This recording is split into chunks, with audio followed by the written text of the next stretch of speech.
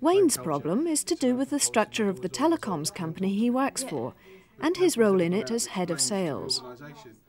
Here's how he first explained it to the group.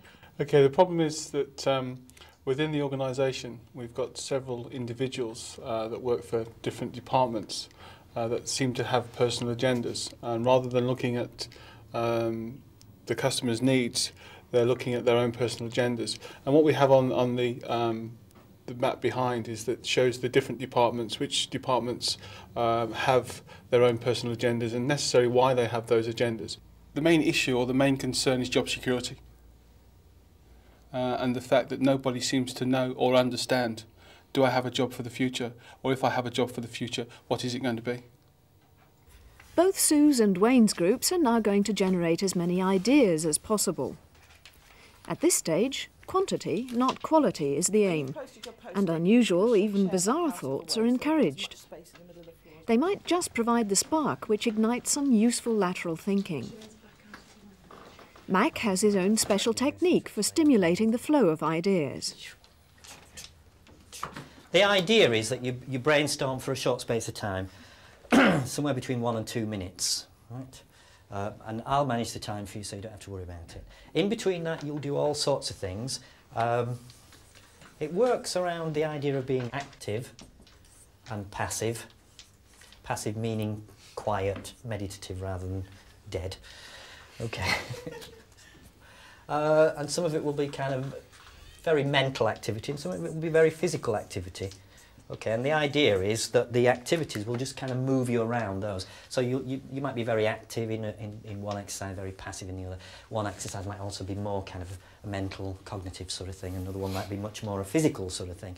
Most people, I think, block very quickly, regardless of all the usual blocks to brainstorming about, oh, somebody might be listening and think I'm stupid, those kind of blocks. Those blocks are there, but even if you've got rid of those, there's the block of, I can't think of anything, which lots of people say. So give them games, and the games act as a kind of stimulus. Yeah, head there and going that way. You swing your legs there, another head that way. Okay, now another head along there. At the point when I want you to laugh, I want you to laugh heartily, so we get a kind of ripple effect going round. Have you got the idea? Off you go, Chris. Go! Don't force this laughter, Chris. Come on, laugh. Now pass it around. Come on, faster. Come on. Are you taking this seriously? Really go for it. Play is by its nature not always structured. You don't always know what's going on. So much of what we do is predictable, we think it is, and we set artificial limits and close down on what's possible. So the game is to actually get the fun, the humour, the lightness, the energy going, and then you can use that to make things happen. Go for the post-its now. Back to the post-its, quick as you can. The alternation of games and brainstorming helps to stimulate the maximum number of ideas per minute. Right, just let the ideas flow. Just go with it, all right? Far from being a frivolous diversion, the activities are a way of provoking non-rational thinking. As you move from one game to another, you move to a game that was radically different from the last one. So on the one hand, it's about stimulus. On another level, it's about almost distracting a lot of the conscious thinking to allow some of the unconscious stuff to come through.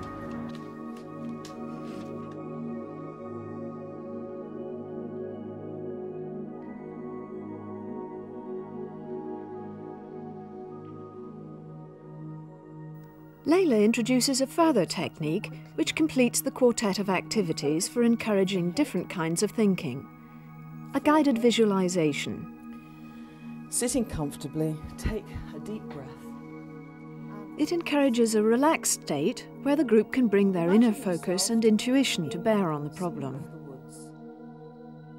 Using your imagination, notice how it looks, how it sounds, how it smells, and especially how it feels.